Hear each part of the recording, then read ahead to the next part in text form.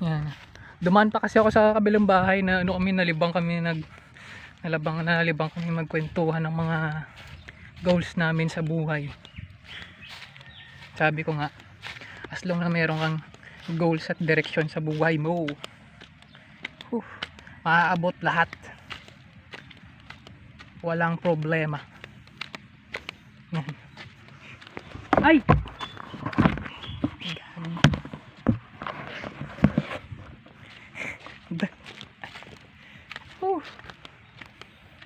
Yan.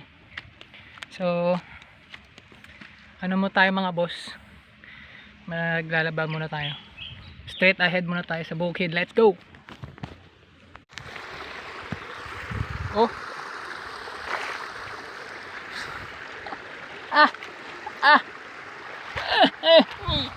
Hindi ba ako ka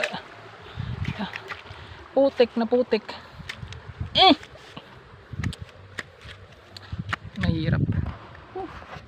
Mahirap talaga pag ano, tagal mo na hindi nakapunta sa bukid.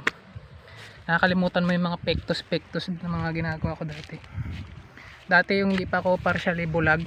Ako, malinaw pa sa paningin ko to. Dati may motor pa ako, binubuhat ko pa yung motor ko dati dito eh. Pero ngayon hindi na. Ingat bells na ta. Kaya hindi ko alam kung gabi, kung kaya ko pang matulog dito sa gabi. Hindi dahil sa dog ako, pero tayo na, baka mahulog tayo sa sapa, baka maging madman tayo. Ganda na. So naparado na yung itong portion. So meron ng initial na arado dito. Siguro ito yung tataniman nila ng ano, ng kamote.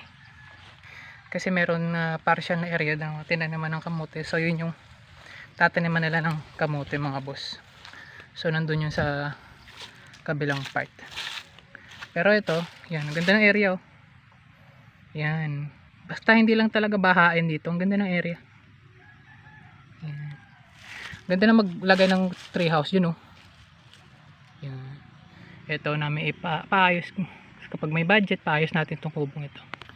Kasi anytime pwede naman. Masarap talaga ipaayos niyan. Ibalik yung dating parang farmhouse namin. Kaso ang problema, sana nga lang hindi na babahaan ng asin, babaha ng todo. Para at least, 'di ba?